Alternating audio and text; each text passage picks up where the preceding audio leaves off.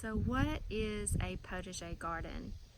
It is a French-inspired style garden. It comes from the word potage, which I'm sure I'm killing that. I am definitely not French, but it means the soup pot. So their idea behind the garden was, first of all, it was located very close to their kitchen, so it was easy access. In permaculture, we call that zone 1, which is easy access, which you need to get to all the time. So this is definitely my zone 1. There's my kitchen. I walk right out to it. But it was close to their kitchen, and they could just come out and go to their garden and harvest anything that they needed for a meal. So it's just a huge biodiversity of fruit and vegetables and herbs and flowers and anything that they needed to make their meals from, or to, add color to their kitchen or whatever. And it could be, a very informal design. It could be a formal design. It could be a mixture of both, which is what I love. I love that mixture of informal and formal, of just free-flowing, but yet some structure. I love that kind of style and design, and that's why I just fell in love with this whole potager garden and the way that they look and the way that they feel and the whole idea behind them. So that's why I wanted to create a potager garden. More in-depth video on the potager garden. How I've done my beds, how I've planted what I've planted. I'm going to do a more in-depth video on all of that, and more videos on it as we go and as it evolves. But today I just mostly want to talk to you about the design and the vision. But I do have to tell you, these beds, I have not weeded at all summer.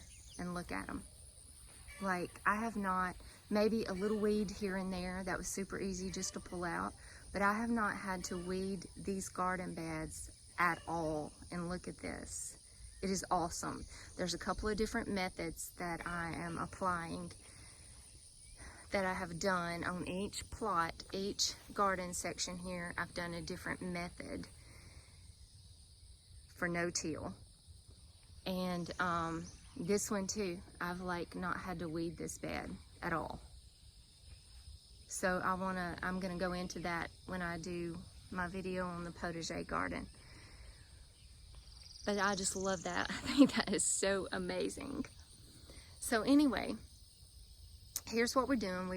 I've got 4 different plots so far, and remember, I've just started this. This is like 1 year old right here. I just started this. Now, as you walk down the path, what's going to happen is this will be like I'm going to make like a circle shape right here in the center, and I don't know if I'm going to put a fountain or if I'm going to do like an olive tree or something like that in a big pot, or maybe some citrus trees, lemon, lime. I haven't quite decided how I'm going to do that yet, but as you're walking down the path, there'll be like a circular bed, which will be done with stone, and I'll put something in the center as focal points, and then you'll walk around this circle, and there's going to be more of these same plots right here. There'll be another one, and maybe another one if it fits in right, and then that will be the greenhouse right there in that corner. And then on this other side, there'll be two more garden plots like this, here and here. And then I'm gonna do some raised beds up closer to the chicken coop. That'll just be raised beds right down through there to grow my perennial vegetables like asparagus and garlic and different ones like that I want a designated bed for those. Strawberries, I'm going to put those in raised beds. So as you're walking down through, this is kind of the path that you're going, and the beds will be on the side. Walk into the greenhouse, and then as you keep going, it leads you to the garden shed and the chicken coop. So everything just works together. There'll be a fence that goes around this whole entire garden because of the deer. And I'm gonna work towards making like a living fence probably on this side. So all the way down the side of the garden is going to be a bed that goes all the way down the side of the garden, and in that bed is going to be what we call farmscaping, and that'll be a lot of plants just to attract pollinators and beneficials, and companion planting will be all the way down the side. And then of course greenhouse is here, and then we come around, and this will probably be fenced in right here, but we'll have, you know, open entrances, arbors or gates or something to get to the garden shed and chicken coop. And we're going to leave a roadway to be able to drive golf carts and vehicles, because that's how we go. We drive right down through there to get down to the pavilion in the creek. So we're going to leave that open. So the fence will be more like back around this area. But the compost station will be more over in this area. That way we can come straight from the chicken coop to the compost. I've got a compost back there right now, but it doesn't get near enough sun. And I knew that when I put that there, but we just did it just so I could go ahead and get my compost going. I didn't want it just sitting out here in the middle of the yard until the whole garden was in place. Then we'll also do like a fence running down this side, but I think what I'm gonna do is do espaliered apples that run all the way down here, and that will be my fence as well as my apples. And I love the idea of the espaliered apple wall going down through there. This whole area has to be fenced in somewhat because of we have such a deer problem, and sometimes the hogs move through here, so I've got to keep it fenced in. But let's look at these zinnias. This is where I'm getting my color. Look at these beautiful zinnias. Aren't they gorgeous? I love zinnias. I love cutting them and taking them in the house. I just love them. I got this old footboard. My friend Pat and I kind of split it. She took the headboard and I took the footboard. We got it at Antiques in the Garden this year, and I've got my cucumbers kind of growing on that, and I've got okra and eggplant and peppers, and on that end I've got sunflowers and zinnias growing, which I love, love, love. Look at all the butterflies and bees and pollinators. Love it. My sunflowers popped up. Awesome. So that's this bed. That bed over there is sun hemp. That's a cover crop. In this potager, I'm also going to be doing a lot of cover cropping, companion planting, interplanting, crop rotation. So there's a whole plan that has to go, a design plan that has to go into developing and creating this, which I will be walking through the whole process with you guys as I'm walking through it. But this is sun hemp, which is a cover crop. Sun hemp is amazing. It grows super fast. It's a good summer cover crop because it likes the heat.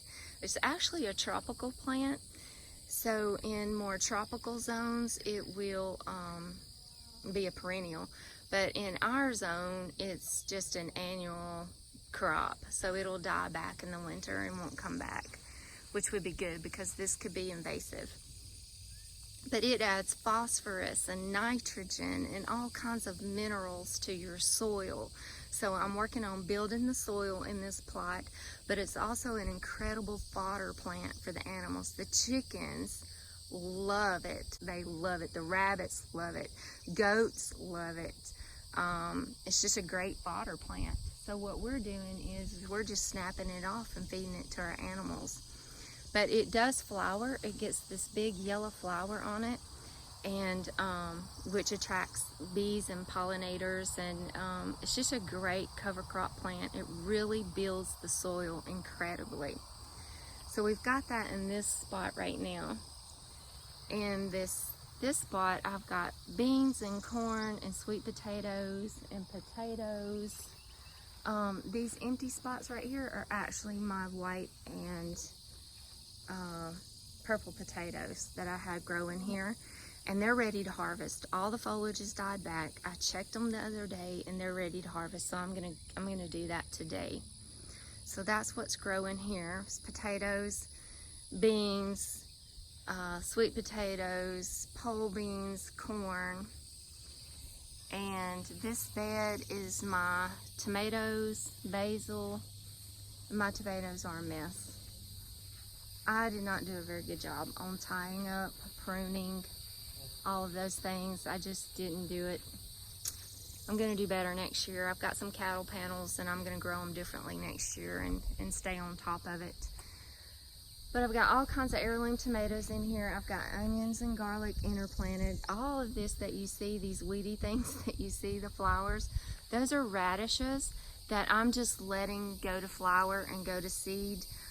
They're just great companion plants with your tomatoes and squash. They help deter squash bugs, and I mean, they're just great companion plants. So I've got those tucked in all around everything, and I'm just letting them go to flower because they're attracting all kinds of beneficials to my garden.